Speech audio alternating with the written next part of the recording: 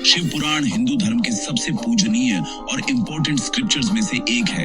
ये एक sacred text है जो 18 मेजर पुराणों में से एक है। पुराण कहानियों, मिथकों और स्पिरिचुअल विजडम के प्राचीन कलेक्शन होते हैं। ये वाला पुराण पूरी तरह से लॉर्ड शिव की ग्लोरी को डेडिकेटेड है, जो हिंदू ट्रिनिटी के मेन देवताओं में से एक हैं। ये उनकी लाइफ, उनके कॉस्मिक डांसेस, उनके डिवाइन प्लेज और उनकी गहरी टीचिंग्स को ब्यूटीफुली बताता है। ये स्क्रिप्चर डिवोटीजों के लिए एक गाइड का काम करता है, उन्हें राइटियसनेस, डिवोशन और लिबरेशन का रास्ता दिखाता है, जो सब ग्रेट लॉर्ड शिव की पूजा के अराउंड सेंटर्ड है। ये स्पिरिचुअल नॉलेज का खजाना है जो एग्जिस्टेंस के नेचर में इनसाइट्स ऑफर करता है। अपनी कई चैप्टर और वर्सेस के अंदर शिव पुराण लॉर्ड शिव के अलग अलग रूप और नेमों को एक्सप्लोर करता है। हर नाम और रूप का एक गहरा सिंबॉलिक मीनिंग होता है, जो उनकी इन्फिनिट पावर और कंपैशन के एक अलग पहलू को रिप्रेजेंट करता है। ये टेक्स्ट सिर्फ कहानियों का कलेक्शन नहीं है, ये एक स्पिरिचुअल मैप है जो लाइफ की कॉम्प्लेक्सिटीज को नेविगेट करने में हेल्प करता है। ये धर्म, कर्म और मोक्ष की बात करता है, जो एक मीनिंगफुल और पर्पसफुल एग्जिस्टेंस जीने के लिए एक फ्रेमवर्क प्रोवाइड करता है। रीफियर्स को टाइम, क्रिएशन और डिस्ट्रक्शन के कॉन्सेप्ट से इंट्रोड्यूस कराया जाता है। ये सब सुप्रीम बीइंग शिव की वॉचफुल आई के अंडर होता है। इसके पेजेस में एम्बेडेड टीचिंग्स ने सदियों से अनगिनत आत्माओं को गाइड किया है, जो सांत्वना और इंस्पिरेशन ऑफर करती है। शिव पुराण में लॉर्ड शिव के सबसे पावरफुल और फेरे हुए रूपों में से एक महाकाल है, जिसका मतलब ग्रेट टाइम या लॉर्ड ऑफ टाइम है। ये रूप शिव को सभी चीजों के अल्टीमेट डिस्ट्रॉयर के रूप में रिप्रेजेंट करता है, जो टाइम से भी परे है। महाकाल वो शक्ति है जो बर्थ, लाइफ और डेथ के साइकिल्स को गवर्न करती है। हमें याद हार्ट आती है कि सारी क्रिएशन ट्रांजिएंट है। पुराण बताता है कि जो कुछ भी एग्जिस्टेंस में आता है उसे आखिर में कॉस्मिक वॉइड में डिसॉल्व हो जाना चाहिए, और महाकाल ही इस इटर्नल प्रोसेस पर प्रेजाइड करते हैं। उनका डिपिक्शन अक्सर फियर्स होता है, फिर भी ये अल्टीमेट रियलिटी की याद हार्ट आता है, जो हमारी मॉर्टल परसेप्शन से परे है। शिव पुराण इसलिए सिर्फ एक बुक नहीं है, ये एक लिविंग ट्रेडिशन है जो लाखों लोगों के स्पिरिचुअल लाइफ को शेप देना जारी रखता है। ये लॉर्ड शिव की मल्टीफेसेटेड पर्सनालिटी की गहरी समझ प्रोवाइड करता है, बेनेवोलेंट भोलेनाथ से लेकर फॉर्मिडेबल महाकाल तक। कहानियां एक सिंपल फिर भी गहरे तरीके से बताई गई हैं, जिससे वे सभी प्रकार के लोगों के लिए एक्सेसिबल हैं।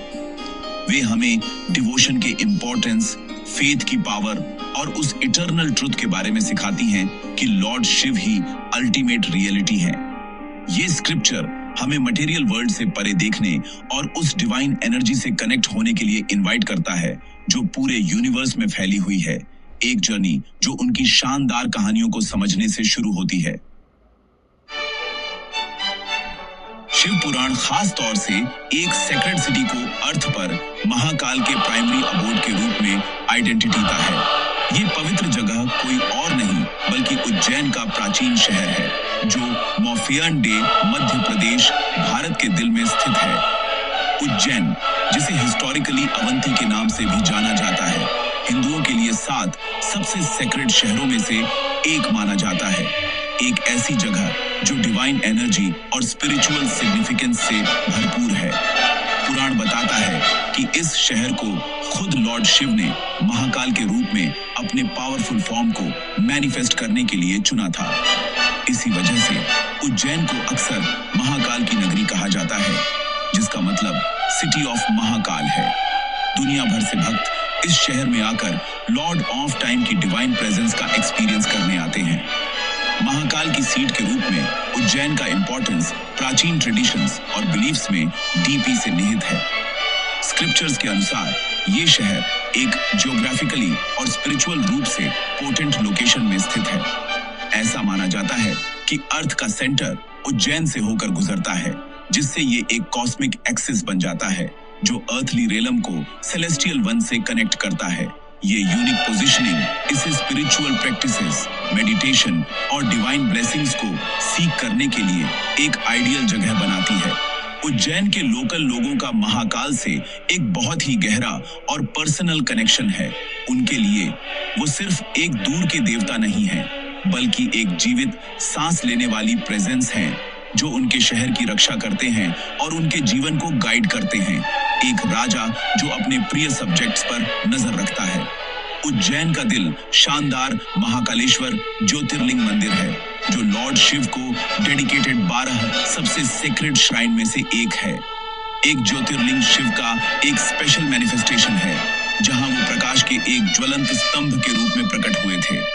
महाकालेश्वर ज्योतिर्लिंग यूनिक है क्योंकि ये स्वयंभू है, जिसका मतलब है कि ये सेल्फ मैनिफेस्टेड है और ह्यूमन हैंड्स द्वारा इंस्टॉल्ड नहीं है। ये एकमात्र ज्योतिर्लिंग भी है जो दक्षिण मुखी है, जिसका मुख दक्षिण की ओर है।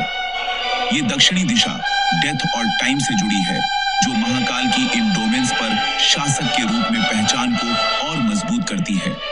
ये मंदिर निरंतर डिवोशन का एक हब है, जिसमें हजारों सालों से बिना किसी रुकावट के रिचुअल्स और प्रेयर्स की जाती रही हैं। महाकाल में लोकल पॉपुलेशन का फेथ सचमुच रिमार्केबल और इंस्पायरिंग है। वे अपने दिन की शुरुआत उनके नाम से करते हैं और उनकी ब्लेसिंग्स के साथ समाप्त करते हैं। फेमस भस्म आरती, एक प्री डॉन रिचुअल जहां लिंगम को फ्रेश ऐश से अभिषेक किया जाता है, इस डिवोशन का एक पावरफुल टेस्टामेंट है। ये रिचुअल लाइफ की ट्रांजिएंट नेचर और डेथ की अल्टीमेट रियलिटी का सिंबलाइज करता है, जिस पर महाकाल प्रिजाइड करते हैं। उज्जैन के लोग मानते हैं कि जब तक महाकाल उनके शहर में रहते हैं, वे सभी आपदाओं और दुर्भाग्य से सुरक्षित रहते हैं। उनका जीवन मंदिर के कैलेंडर के अराउंड घूमता है और हर फेस्टिवल को बहुत उत्साह के साथ मनाया जाता है, जिससे उज्जैन एक ऐसा शहर बन जाता है जो सचमुच ग्रेट लॉर्ड ऑफ टाइम के प्रति आध्यात्मिकता और डिवोशन को सांस लेता है। शिव पुराण में वो पावरफुल स्टोरी है जो बताती है कि लॉर्ड शिव उज्जैन में महाकाल के रूप में क्यों प्रकट हुए। कहानी प्राचीन शहर अवंती से शुरू होती है, जो वैदिक लर्निंग और डिवोशन का सेंटर था। वहां वेदप्रिया नाम के एक पवित्र ब्राह्मण रहते थे, जिनके 4 बेटे थे और वे सभी लॉर्ड शिव के कट्टर भक्त थे। वे अपने दिन रिचुअल्स करने और भगवान पर मेडिटेट करने में बिताते थे। हालांकि पास की एक पहाड़ी पर दूषण नाम का एक भयानक राक्षस रहता था। ये राक्षस सभी प्रकार की धार्मिक प्रैक्टिसेस से घृणा करता था और धर्मनिष्ठ लोगों को टॉर्मेंट करने में बहुत खुशी पाता था।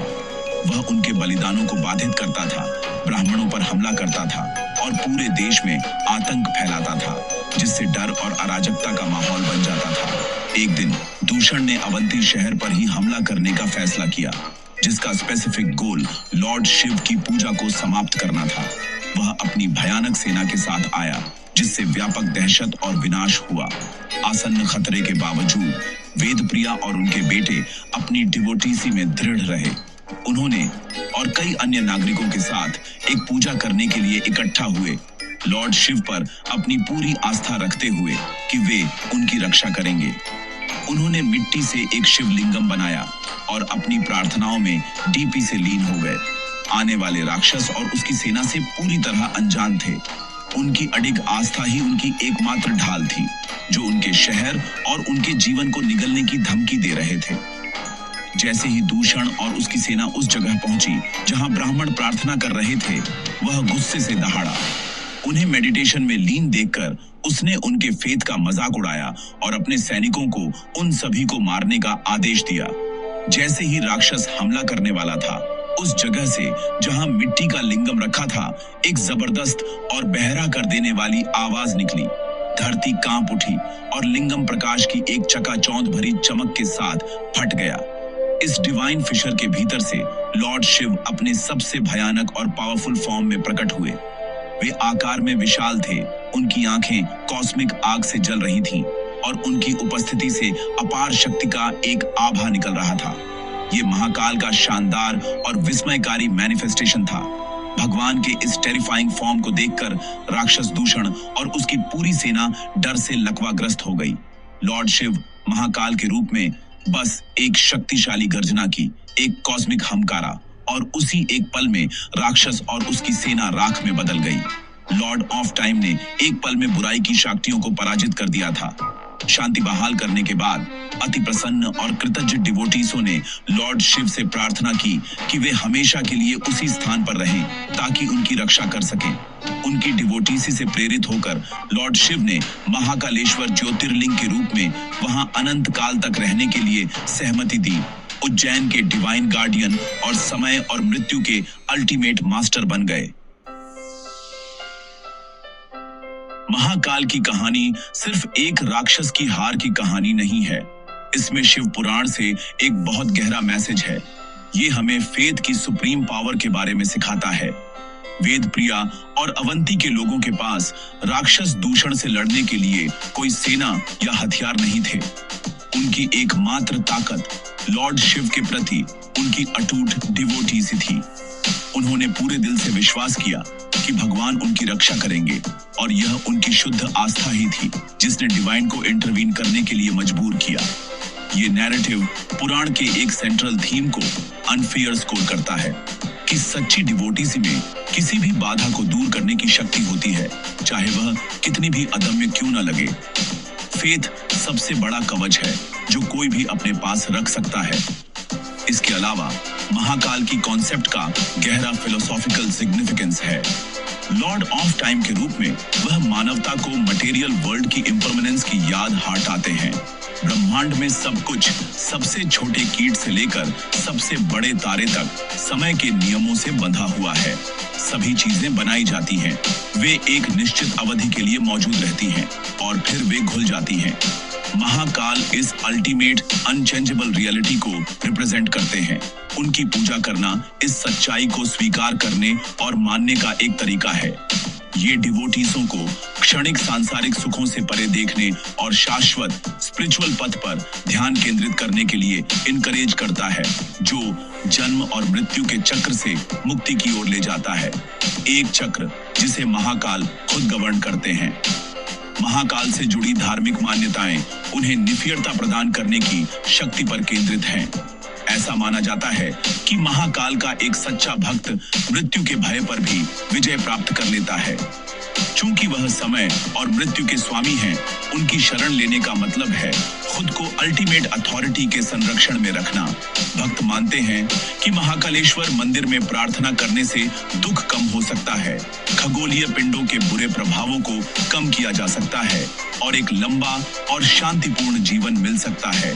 भस्म आरती विशेष रूप से एक शक्तिशाली रिचुअल है जो अनासक्ति और नश्वर शरीर पर शाश्वत आत्मा की विजय का प्रतीक है, जो दुर्जेय भगवान महाकाल से जुड़ी मुख्य शिक्षाओं को पुष्ट करता है।